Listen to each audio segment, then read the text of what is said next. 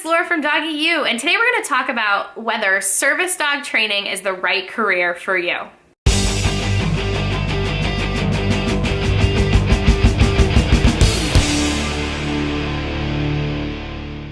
Service dog training is a really fun and rewarding career to get into, but there's definitely some parts that people don't know before they get in, so I want to talk about those things so you can make a good decision about whether this career is the right career for you. The first thing that you should know is that you're going to spend the majority of your time working with people, specifically persons with disabilities. So you want to make sure that you love working with people. I see so many dog trainers that go into dog training because they don't like people and they just want to work with dogs. Service dog training is not the career for you because you're going to spend a lot of time working with your clients and you gotta love them.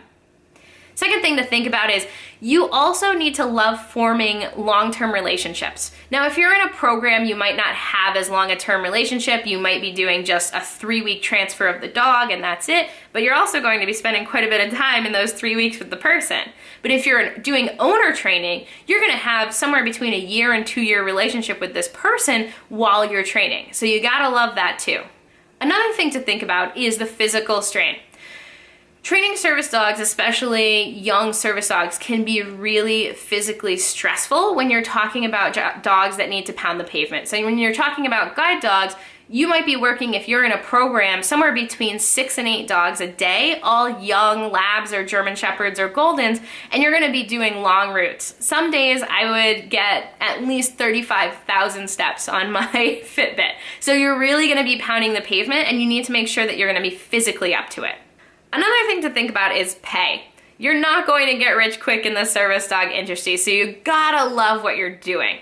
I've made the best friends in the service dog industry because the types of people that stay in service dog works are just genuinely awesome people. But you're not gonna be driving a Lamborghini, I can tell you that. Another thing to think about is travel or where you wanna live.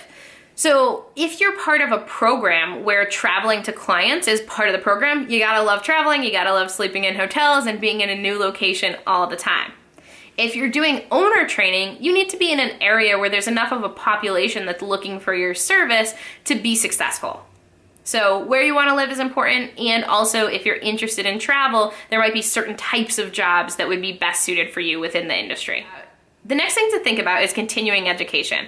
You're always going to be learning as a service dog trainer, and you gotta be the type of person that loves to learn. You gotta be motivated and excited to go to all of those different seminars so that you can stay on the cutting edge of training at any given time to give your clients the best experience you possibly can. The next thing to think about is weather. We work in all weather conditions. When I was working at Fidelco, it didn't matter if it was snowing, hailing, sleeting, whatever, we were working. Maybe it wasn't outside if it was hailing, but most of the time, certainly if it was raining, we were outside pounding the pavement. So you have to be okay with all types of weather. Another thing is you have to be okay getting dirty. You're gonna get wet, you're gonna get poop on you, the dogs are gonna throw up, you're gonna have to take temperatures, you're gonna have to stuff Kongs and clean kennels. Those non-glamorous parts of the job are going to happen and you have to be ready for them and have fun doing it, or else the job is not gonna be good for you. You also have to be a team player. Most organizations are going to be low on staff, so you need to be able to work well as a team and pick up the slack if somebody's out or if somebody needs you. The way that it worked when I worked at Fidelco is we functioned very much like a family within the training staff. So we were always there to help each other out. There was no, I'm not doing this isn't in my job description. It was, hey, we're gonna go fold chairs, that's what we're doing today. So you have to be a team player. Compassion is one of those top traits that you need to have as a service dog trainer. You're gonna be working with people in some of their most vulnerable and stressful times of their life, and you need to be there for them, almost like a social worker. So if you're not compassionate, that probably isn't the job for you.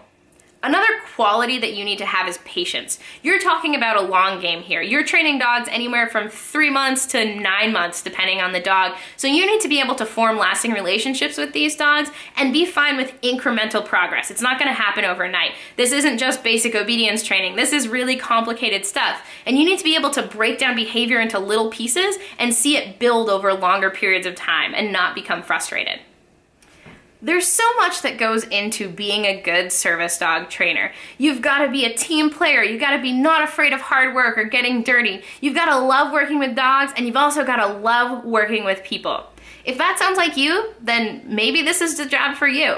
If you have more questions about becoming a service dog trainer, or any questions really, you can comment below. And make sure you give this video a thumbs up and subscribe so you never miss an episode. Happy training!